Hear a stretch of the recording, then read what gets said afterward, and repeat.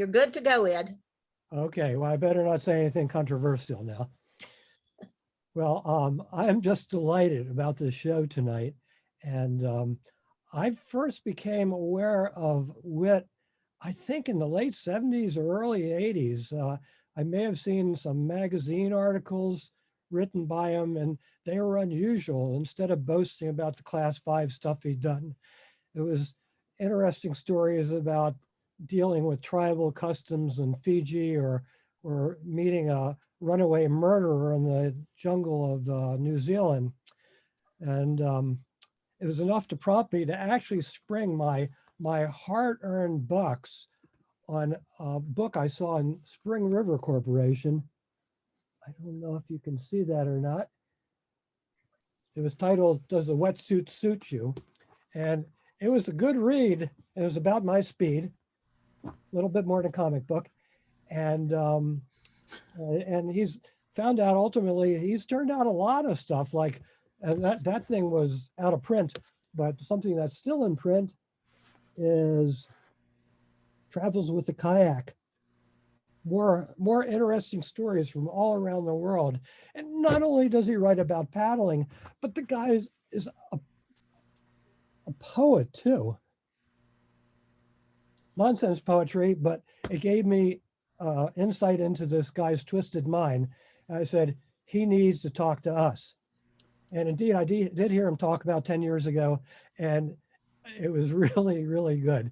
So I did approach him this year, and I was really pleased that he took me up on the offer, especially considering he said, well, what are the parameters? And I said, well, I'd like you to tell us about your whole life in about an hour. And that was sort of like telling Ken Burns to tell us about the Civil War in one episode. But this guy had a thick skin, and he kept plugging along, and here he is tonight. And therefore, there's no reason for me to say more. But, oh, wait, I will say more. I forgot, I have you as a captive audience. This is not the last show, and hopefully it's not the last one that you attend. Our next one will be in April, and I am stealing a title, not to mention an idea, from National Public Radio. They have a show called How I Built This. Well, CCA now has a show called How I Built This. And for our first entry, we will have John Weld, CEO and founder of Immersion Research, who will talk about how he parlayed a good idea and a hobby into a successful business that many of us have taken advantage of. So with that, I really mean it. I'm going to turn the screen over to Whit. Thanks, Ed. I'm not sure who you were talking about there, but I'm Whit Deschner. And here I'll run the credits.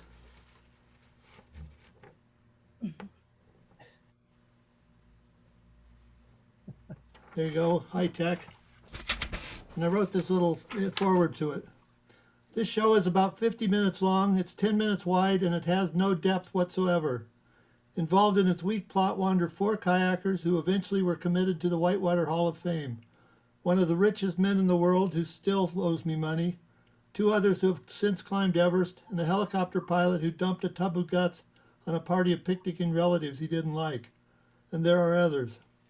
Among the rivers, the show also includes the 4 hallowed rivers which begin almost in the shadow of Tibet's sacred mountain, Mount Kailash. A chronological sequence of events does not reside here. Man may have invented time, so everything did not happen at once. However, this show is an exception. Everything did happen at once, 50 years worth. I'd like to thank Ed Gertler for initiating the show. It took 3 months to piece together the material, the monologue, the pictures, and figure in the jokes. That show, however, you won't see because I accidentally sent it into virtual space, where it still resides. The show you're about to see was assembled in 7 days, warts and all. Thanks, Ed. You meant well.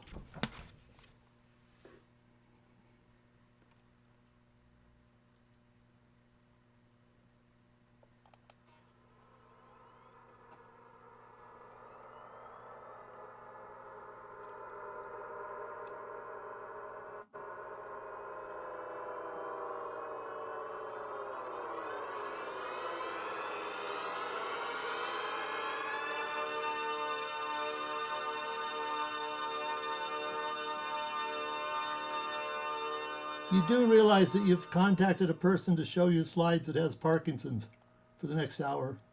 This is my dad. He wanted to keep me out of trouble when they got me kayaking. This is getting arrested a couple years later, running the first descent of the Seattle watershed. We did the whole thing, but we didn't get past the administration building. Cost us $50 each and 2 days community service. Could have been $600, $500 and 6 months in jail. So I guess we got off easy. And they ran our shuttle for us. This is Milo Dufek. He's my childhood hero. Milo was in the 57 World Championship. He was odds favorite to win the race. However, he threw it. He wanted to defect. He was from Czechoslovakia and he wanted to defect. The Swiss, he threw the race, and the Swiss whisked him away. These pictures, he toured America after he defected, and he left this album with the Washington Kayak Club. These classic old whitewater pictures. Note the life jackets on some of them.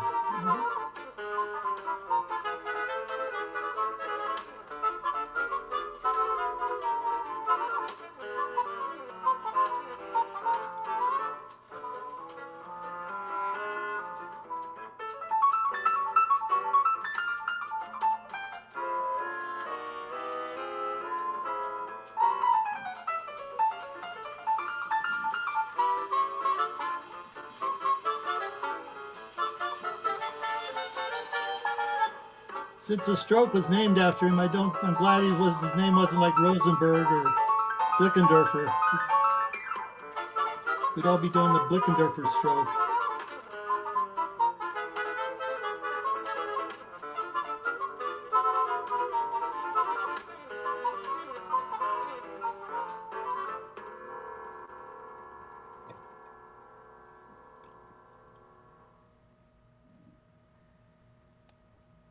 That's my dog, Betty Boop. This is Wolf Bauer. He started the Washington Kayak Club. He taught me how to kayak. He said, when you look at a river, you'll never look at one the same after you take my class. Wolf started also the search and rescue. So if you have a search and rescue, it was powered after Wolf. This is a rapid that I was obsessed with. After Wolf told me I'd never look at a river the same, it goes over this. If you survive this, you have to put up with these.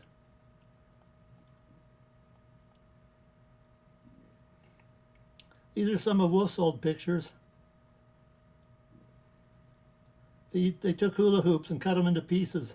So when they broke the ribs, they just slip a piece of hula hoop over the broken rib. What got me about all these pictures is the lack of traffic.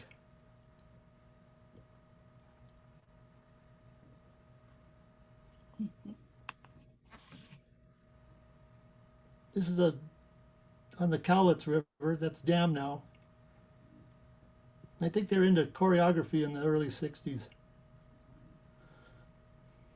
Look at these paddles. It's like paddle envy or something. I'm not sure. Here's one of their better life jackets. And I think how we treat rivers is how they treat us back. This is the Bagmati and Kathmandu. I think the more permanent structures will be taken care of by volcanoes and earthquake activity.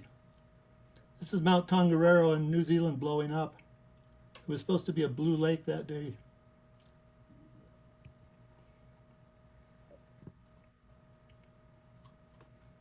This is the Toutle after Helens went down. It's about 3 months after the eruption. I think we should go back to like human-powered Ferris wheels and whatnot. I like going overseas because you can be alone on the river.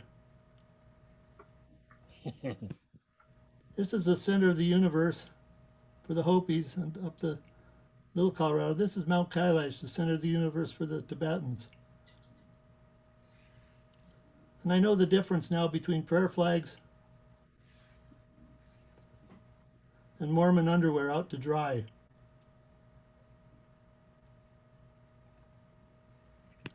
I think we should test all our equipment before we go overseas. Make sure it holds up to standards.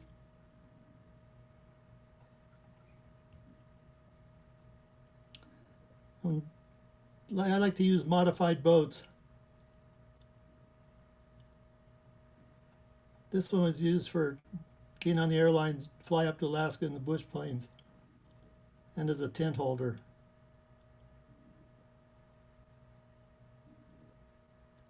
That goose had 2 more flights in it before it crashed. This is I hate that in the States now you have to almost fight for camps. This is all you get in a kayak now. The bigger the kayak, the more you can get in it. And we conduct scientific experiments. You just don't want to load all your stuff in the stern of your boat. And I think kayaking is a relatively safe sport. If you don't like it, you can ride the raft. If you don't like the raft, you can design your own boat. This is how kayaking brings people together. These are people with a death wish. See how many people you can fit on a suspension bridge. I was always wondering what they'd do if it broke, whether they'd let us live or not. This is Pakistan. Still good.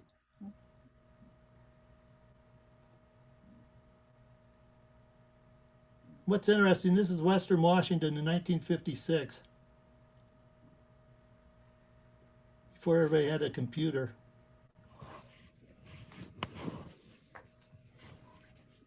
I think it's important that we exchange cultural ideas with these people. We travel overseas. Here's one of our better ideas.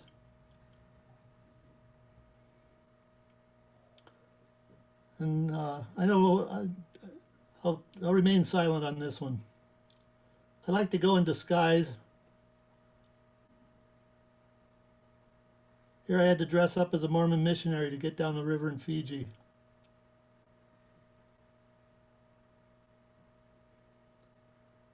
Three hours of church. And I like to tell ghost stories. I think they're important to keep as a cultural entity. This is Rob Lesser. I used to live in Seattle, and Rob would come by every once in a while. I'll stop it here. This is a rare photo. This is a person actually scouting a rapid. The person has to be Rob. This is an even more rare picture. I think this is worth the extortion. If this was color film, this would be a yellow boat. That boat would be a holoform. And you could see Rob Lesser's face in it.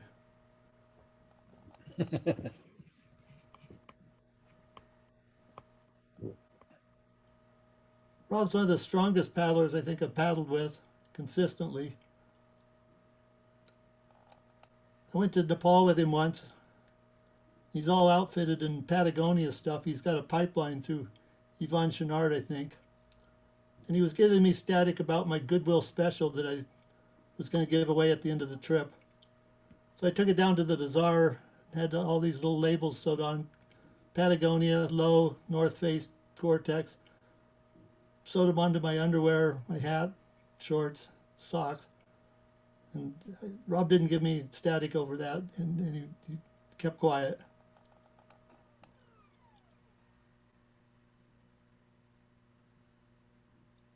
This is Robin giving me sign language of what he thought of my idea. I just want to point out that I made it on the cover of Canoe magazine before Rob made it into the Whitewater Hall of Fame. These are my goats, Bucky and Louie. And this is the second Whitewater Hall of Famer, Walt Blackadar. I'd known Walt for a day on the St. Joe River and heard he was going to New Zealand the next year. And I asked him if I could come along. He said, sure, but you're going to have to do me a favor. I said, what's that? He said, organize the trip. So I did. The third person that came was this guy, Billy Koch. I didn't know who Billy Koch was. I didn't know who he was till like 10 years later. This is 1976, and that's a Texas Instrument $600 calculator, which no one had at the time except Billy. Billy and his brothers, notorious brothers, were some of the richest people in the world. Billy sold out. He thought his brothers cheated him, so he turned them into the IRS. They assessed him the biggest fine the IRS had ever assessed up to that date. Billy also later won the America's Cup. We didn't really get along. He sat in front. He inherited all his money. I always sat behind him and used him as an airbag.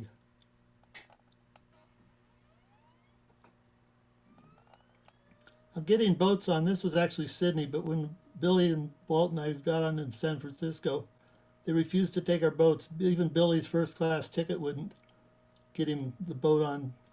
Walt was ever so polite, trying to check in. And finally the manager came down and said, look, they won't fit in the plane. And I said, yes, they will. And I took out a Xerox copy of a Boeing maintenance manual for the 707 and 747, which would be flying on. So they gave in. They brought a truck around. I held the kayaks in the truck, and I passed them up into the plane on the tarmac. You never see that today. This was getting out of Sydney.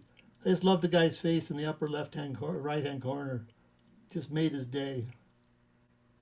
As we flew Pan Am, and the phone in the background shows you kind of what era this was.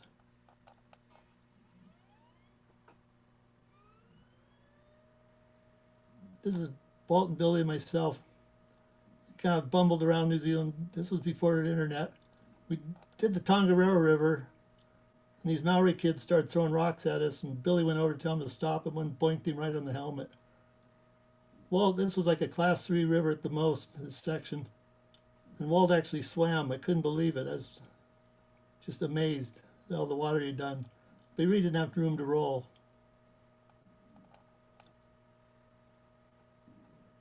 We then met Clyde Cook. Clyde was a champion, national champion the year before on the South Island. He took us down to Shotover River. Our car's insurance was null and void on this. There's Clyde, Billy, and Walt.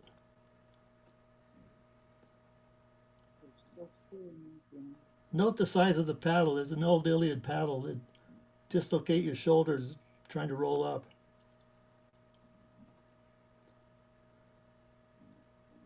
Clyde kind of looked at Walt and wanted to measure him up, so he brought him up to this unrun rapid on the Rangitata. In typical Walt style, he was upside down a couple times, backwards, you name it. He just shrugged. It was nothing to Walt. This is kind of the Walt I wanted to see or expected.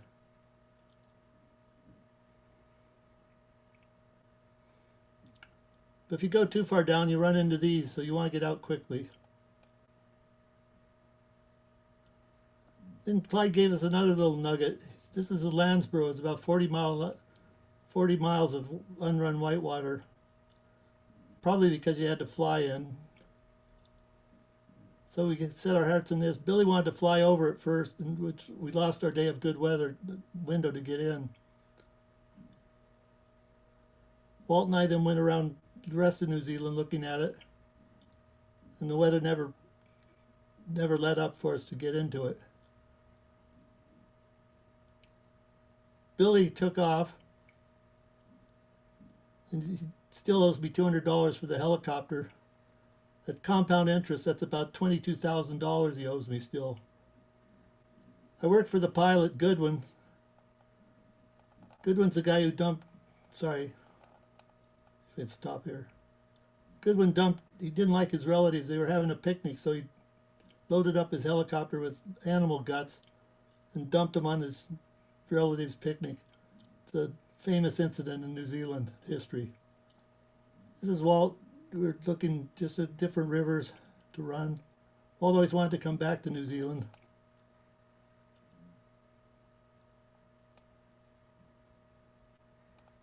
This is Rob and Walt. Walt died a couple years later. This was a couple years after Walt had died. We had his boat with us. I ran a commercial trip.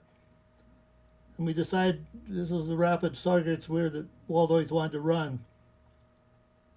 So we decided we'd tape Walt's boat up and send it down. It went pretty much in Walt fashion. This is a great move here. That was an Olymp Mark IV.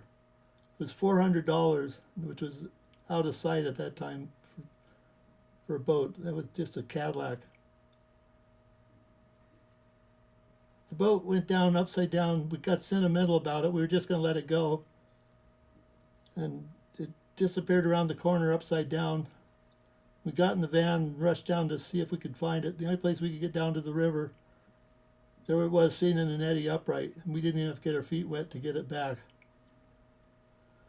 So everybody thought there was something big spirit about it. In the meantime, Walt dropped me off at the helicopter pilot, Goodwin's. And he told me I could fly in if I worked for him for a week. This was a commercial trip. Note how high the water mark is, the bathtub ring on this. It wasn't all great. There's a lot of sandflies in here. The third time I ran it with my friend Carol. We flew in, and it proceeded to flood on us, and we spent 5 days waiting for the water to go down.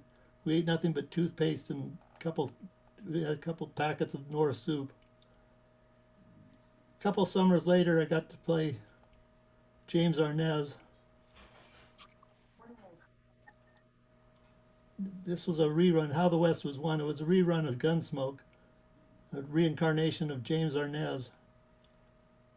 Zeb McCann.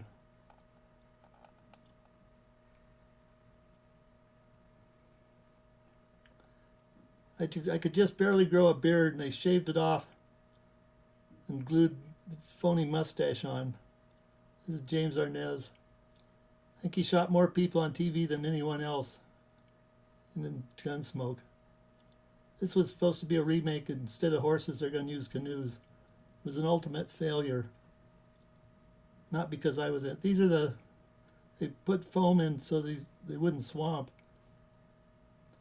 Now these are the actors. See how in unison they are. Here's the paid kayakers.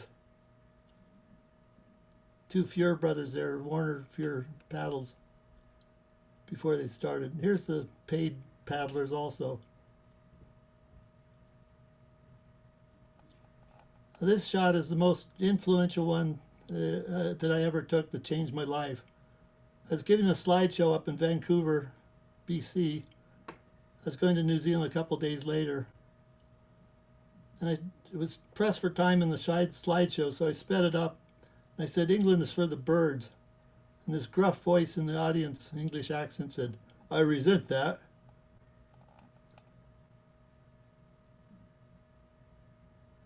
And it was this guy, Dave Manby, another Hall of Famer eventually. Dave said, I've got a friend going to New Zealand. You might watch out for him. I said, well, is he going? Dave said he's got a friend that travels a lot. You might see him in New Zealand. I said, is he going to New Zealand? Dave said, no, but you never know where you're going to see him. He said his name goes by Green Slime. So that was that. Dave asked me to Britain. Here's Rob and Dave.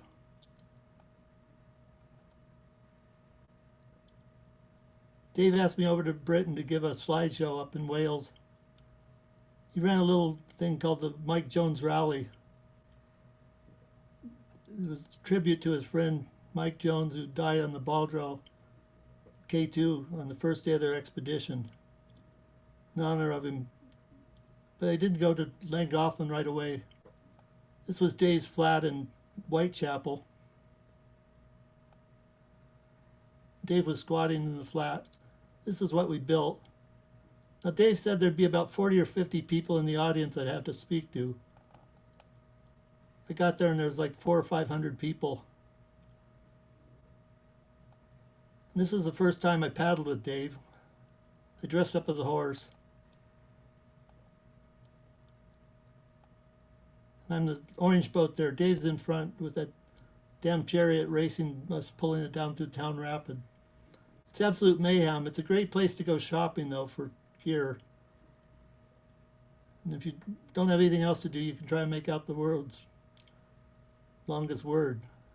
I still don't know what it means. The kayakers take over the town. They drink it dry every time. They don't. Dave doesn't hunt this anymore. It's a pity. This took place in November. It was absolute mayhem.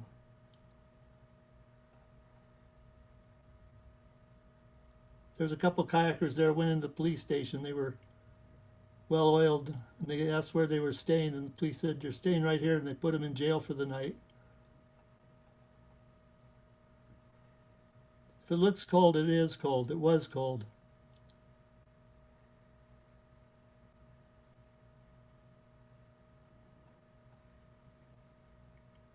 The Town Hall Rapids.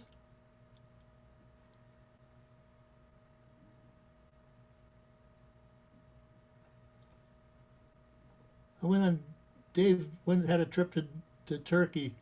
I went on several years later. This is his Sherpa van. It was only wide enough. His only stipulation when we bought it, that it was wide enough to fit over a bridge in Turkey, so he didn't have to drive a long way around.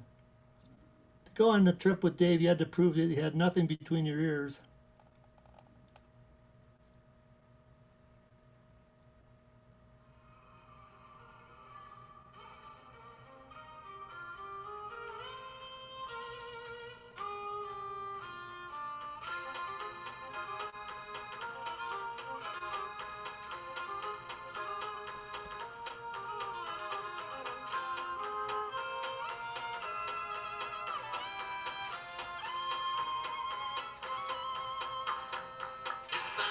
Constantinople, now it's Istanbul, and Constantinople, been a long time gone. Constantinople, now it's church delight on a moonlit night.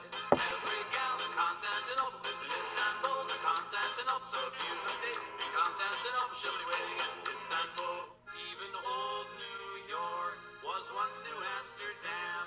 Why they changed it, I can't say. People just liked it better that way. So take me back to Constantinople. No, you can't go back to Constantinople. Been a long time gone. Constantinople, why did Constantinople get the works? That's nobody's business but the Turks.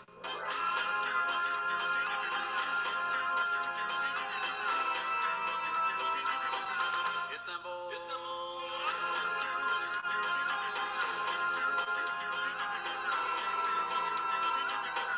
Istanbul, even old New York was once New Amsterdam. Why they changed it, I can't say. People just liked it better that way. Istanbul was Constantinople, now it's Istanbul and Constantinople. Been a long time gone in Constantinople. Why did Constantinople get the works? That's nobody's business but the Turks.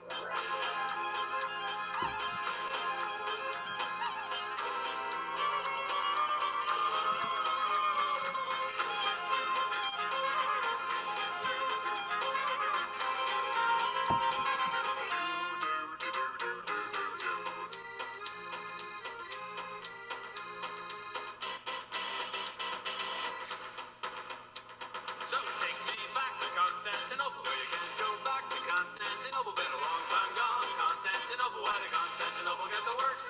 That's nobody's business but the Turks. Istanbul.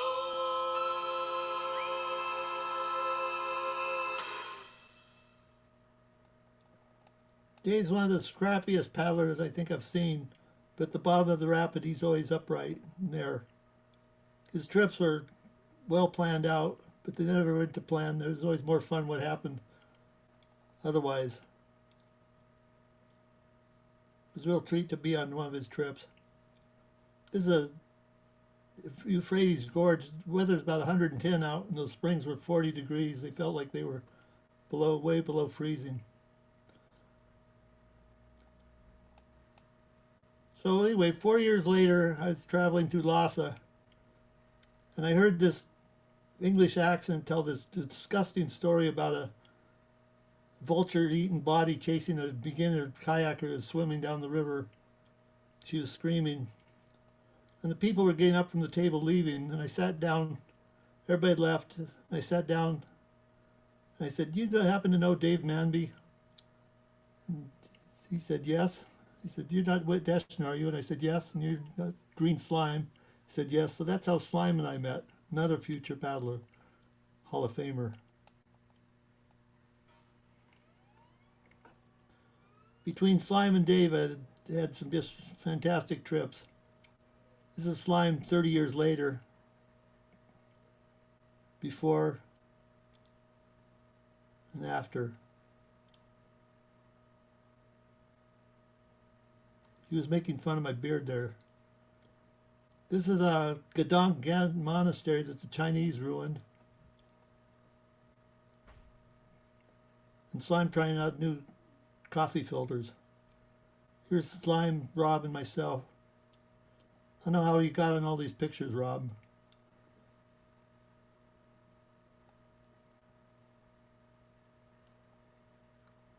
This is a great time to be in Kathmandu. This is the 80s and 90s.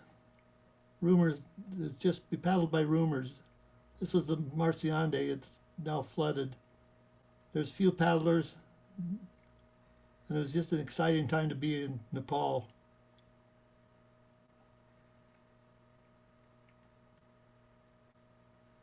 There was no traffic there, and that's the old King's Palace. And this guy, Jerry Moffat, showed up that year. I think he was 19 years old. He took over Equator within a couple, I think that year he took over Equator. He's since climbed Everest twice, I believe. Anyway, there's more color to the atmosphere. And Greystoke was there. I don't know how many of you remember Greystoke. He's still around. He's got his patented Speedo swim trunks. And Dave Allardyce, who's no longer with us. There's my dog again, Betty Boop. With Slime is like Dave, there's never a dull moment, just different ones. This is Slime planning for some of his trips. Put a lot of research in.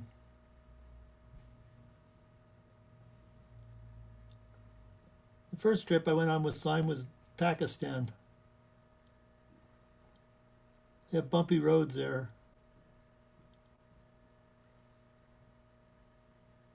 This is the upper Gilgit. I think it's around 11,000 feet. It's cold water and boy, you're short of breath, even at that altitude. Thing is, you spend all the money to go overseas, and this is what you look at the whole time. Beautiful scenery you're in, gorgeous. And what do you see is this.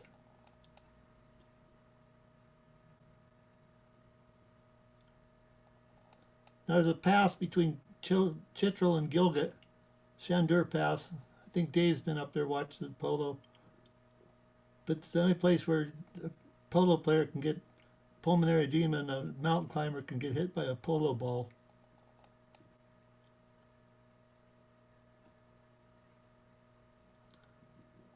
I've been in a plane crash, a bus crash, and a car crash, all that had to do with rivers. This is Ted, the pilot. We ran out of, well, the engine stopped. We had too much petrol in the water. We staggered from the wreck, looked at it a couple minutes, started saying anything just to think we were alive.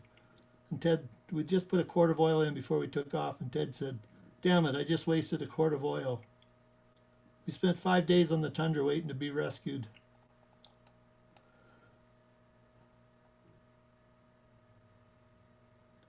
And this is Trail Creek, which hadn't been run. We didn't think it had. Somebody else had crashed up there in a plane, built a raft, and floated out. It's one of our camps. But you have to deal with these.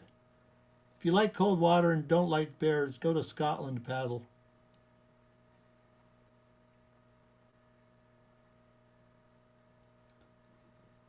Next is Andy Watt. Andy, I met somewhere along the line.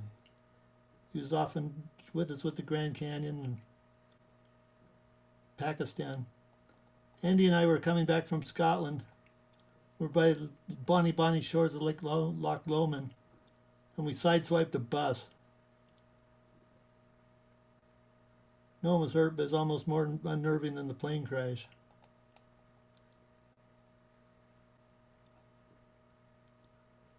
And every time I go over to Asia, I just get more and more worried about going off a cliff. You can see where you were like 5 minutes before, or where you're going to be in 5 seconds.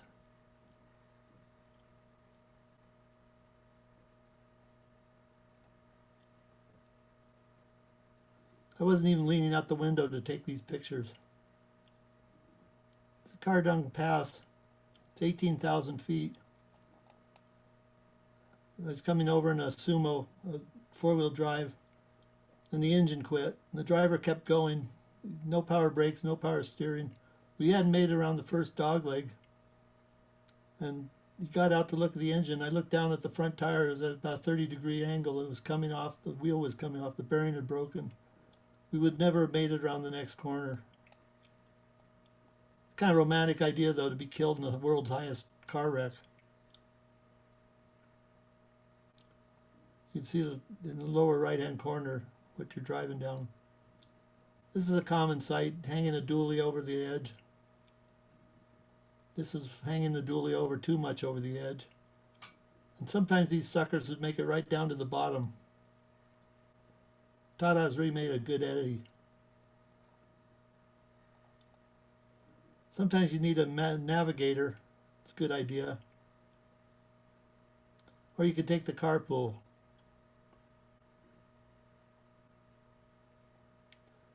You want to make sure your driver got a good night's sleep. This is our driver.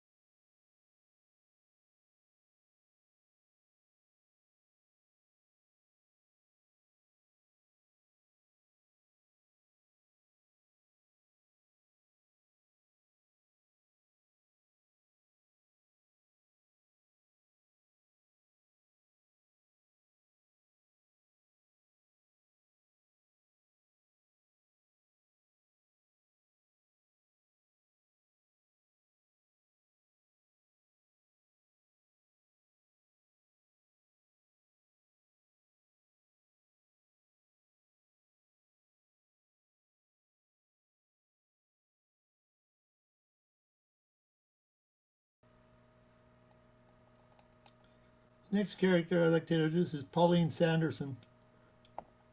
I was had gone to Nepal to do slime strip on the Carnelli.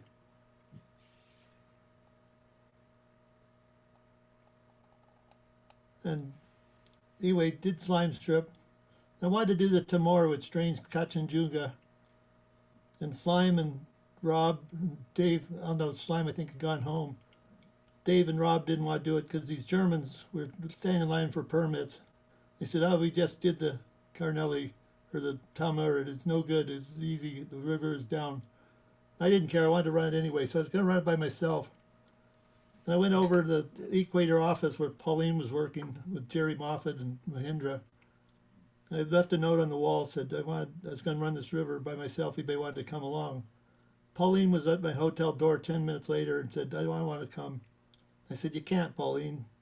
She said, look, I'm a class 3 boater, but I can follow a class 4 boater anywhere. She said, I'll make sure we get the kayaks, what kayaks we want, gear. I'll arrange the food. I'll get the bus driver, or the buses, transportation, and I'll get the porters going in. So we're driving down through the mountains, just a hair-raising ride. The driver's cutting corners as usual, lights out. And we make it down the Terai, okay, and we get to finally sigh of relief.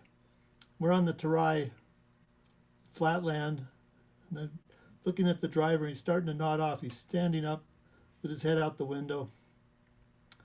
And the next thing I know, I'm looking around. Everybody's asleep on the bus, including the driver. He's slumped over the wheel. We just missed a tree going off the road. And in a country that has the highest mountains in the world, we landed in a swamp. Pauline was the only one that got hurt. She bumped her head on the driver's cage. And anyway, we decided to go on.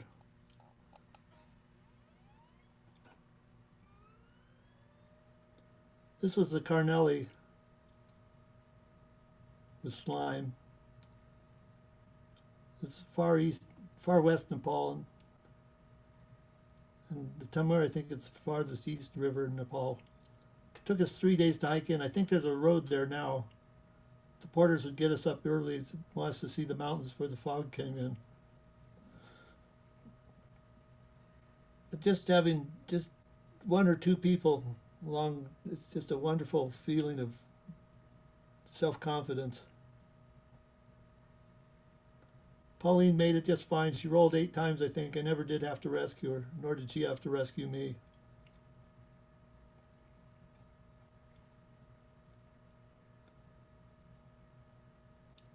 Just a minimum of gear.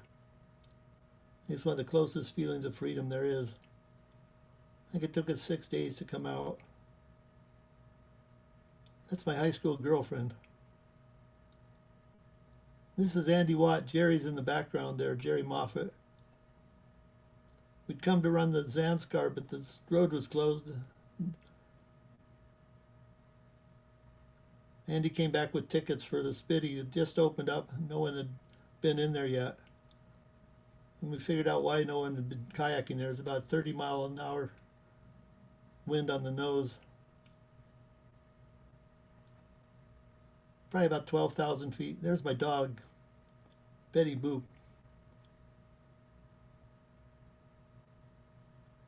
Anyway, there was 3 of us on this trip. We decided it was too cold to be kayaking, so we went hiking. We found a trader who was going over the mountains. We didn't know where he was going. Anyway, we tagged along with him. We couldn't communicate at all, other than he just point this way and that. We went up this monastery while the local the dockies helped themselves to our lunch. Went through our boats. This was going over the mountains. Well, this wasn't, but this is what a hay truck looks like in Spitty. Spitty runs into the Sutlej, one of the 4 sacred rivers of Mount Kailash. We had to camp below this pass at 17,000 feet before we could go on. It got so cold the yak farts would freeze at night. This is our man duding up the horse. I don't know how he knew, but he met his guy he was meeting down this valley just right on time. Three days of hiking. This lone Tibetan, he'd never seen Velcro or Ziploc. The next hike we did was around Mount Kailash. And I realized I'd done the 4 sacred rivers that come from it, the Sutlej, the Indus, the Brahmaputra, and the Ganges. There's definitely 4 faces to this mountain. North, south, east, and west. The rivers don't start directly from this mountain, within a 200-mile or 200-kilometer radius, probably. But you go over about 18,000-foot pass, and there's Tibetans just pouring out of nowhere to do the pilgrimage. There's quite a few people die of pulmonary edema doing the hike. This is lake in between.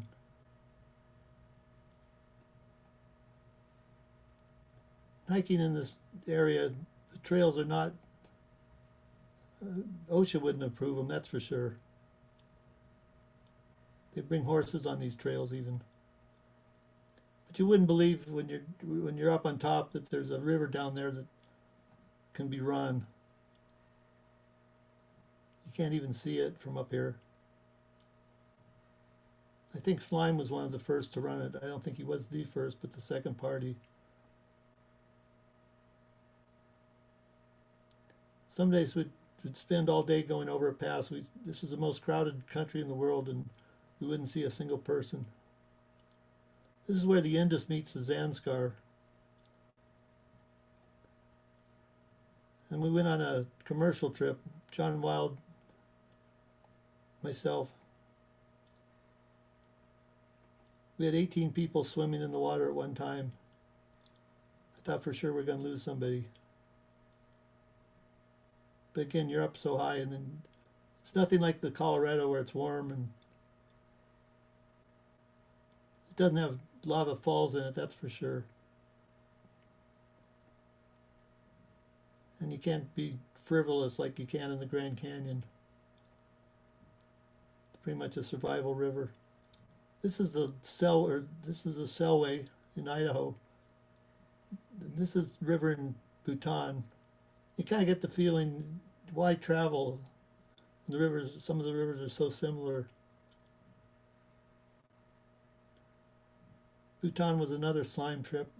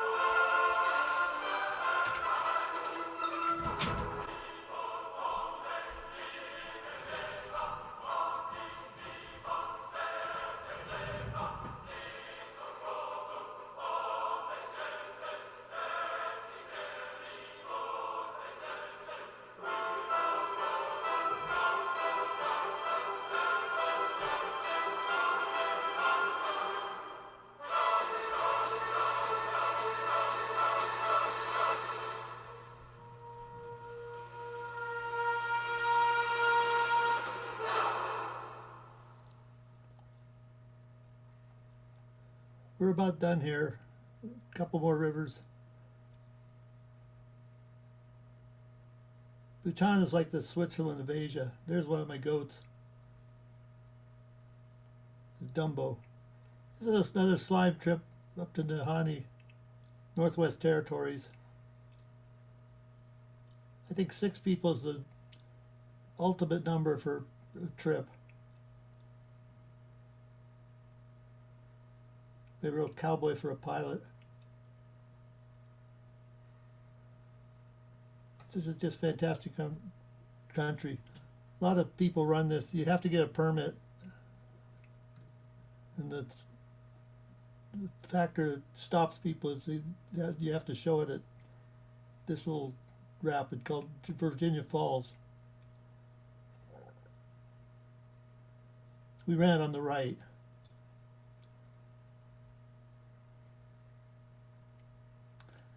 I think it's equal to Victoria Falls. And if you make it over this, you have to deal with these.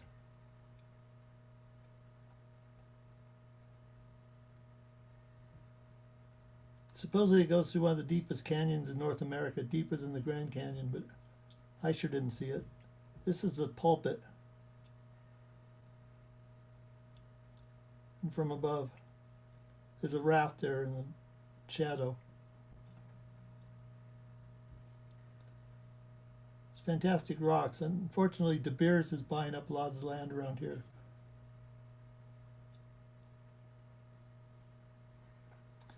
And if you don't like bears, you don't go this river because you run into them.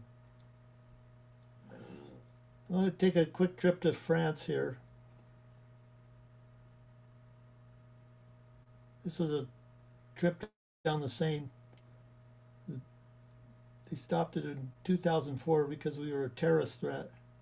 This is Patrice de Revel. He was going to publish my book, but there was too many puns that didn't cross over. Anyway, there's about 1,600 people took place in this. They come from all over Europe. And it's a race to the bathroom. There's not a single bathroom on the whole river, 16 miles. So if you really want to have to go, you swim past the Eiffel Tower. Something unromantic about that peeing in the water as you're swimming past the Eiffel Tower, but that's the way it is.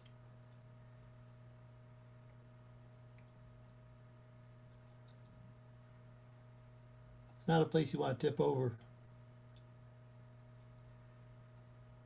Another quick detour, the Philippines. This is the Chico River. And this is Macklin Dulag Jr. His dad, they tried to bribe him. They wanted to build a dam, Marcos and his cronies. They wanted to put a dam up and kick all the people out, the indigenous tribes. They wanted to put them in what was virtually concentration camps while they dammed the river, and Marcos used the power to give to his cronies to build factories at the bottom of the river. They gave Macklin an envelope, and he said there's 2 things that could be in there, money or a letter, and I don't want either one of them. The letter's corrupt and I won't take the money. 2 weeks later they came by and shot him through the door, dead. There was like over 2,000 people killed, what they claim, but officially it's like 100 people. But it was the first time the World Bank had pulled money off of a project because what happened got out finally. Anyway, it's Pleasant Class 4 River. These rice paddies have been there for thousands of years, 1,000 years anyway. It's now a World Heritage Site.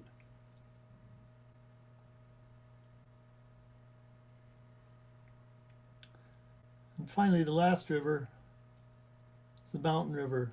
It's the best kayak trip I've been on, only we didn't have kayaks, we had canoes. It's a notch up from the Nahanni. It's 2 rivers up towards the Arctic Circle, just below it.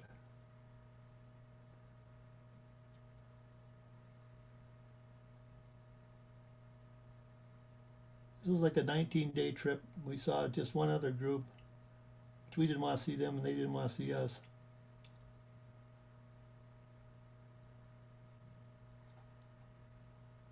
You go through 3 or 4 blind canyons, something if you were running the first time, you just freak out. It'd take forever to portage them if you had to, but there's really nothing in them.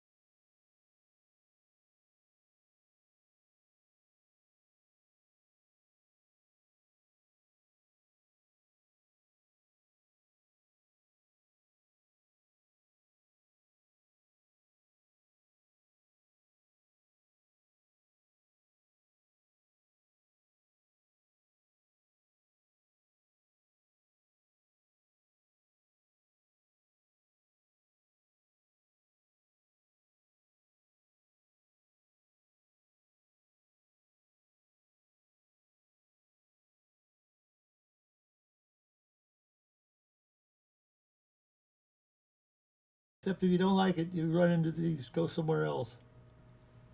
And if you go somewhere else and run into these, go somewhere else. And if you're paddling in the western United States, you'll run into these, go somewhere else.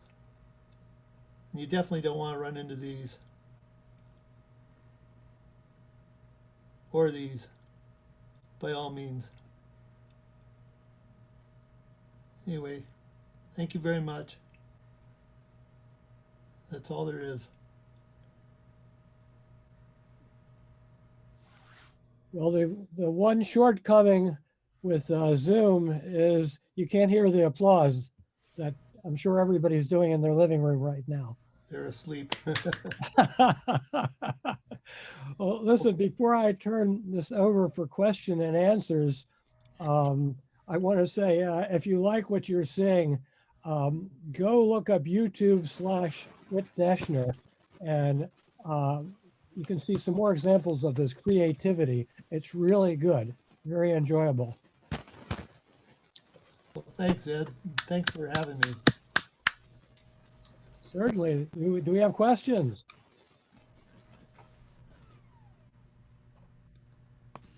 You'll have to unmute yourself. I've muted everybody. Anyway, wait, I'm gone to bed. I got to go to work in 4 hours' time. Night, Dave. Thanks a lot. Bye, Whit. See you, Millie. Yeah. Thanks a lot, you guys. Okay. Next time. Whit, this is Lynn Miller. That was fantastic to see. I was in Nepal from 90 to 92, lusting after those rivers, and you were running them. How exciting is that? I wish I had been you. No, I was very lucky to be there. I was there in '79, and a friend of mine was running, I think, the Sun Cozy. They were just being discovered. I didn't get back there till '86, and it was really been unearthed by that time. But it was so nice because there's so few people out there running them. Whit, stop sharing your screen so that we can see your face. How do I do that? There should be a thing at the top of your screen.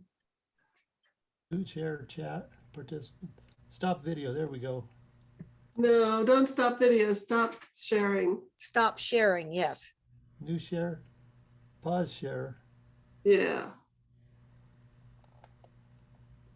I mean, I can see you actually, but you're over on the side. There. No, it didn't do anything for me. Look down at the bottom where the share button is. It's probably there. Huh. Oh, maybe something over. No. Boy, I'm sorry. There's nothing at the bottom except the control. So you know what, Whit? When I go and take my cursor down to the very bottom of my computer screen, I get a list of things I can do, which include share screen. So yours might say stop sharing. No, it says nothing. It just has the Okay. video. Okay. No worries. I can see you, so I don't care. Sorry. So you know what's interesting to me about your talk is how much fun you were having under circumstances that had to be really kind of stressful and often scary.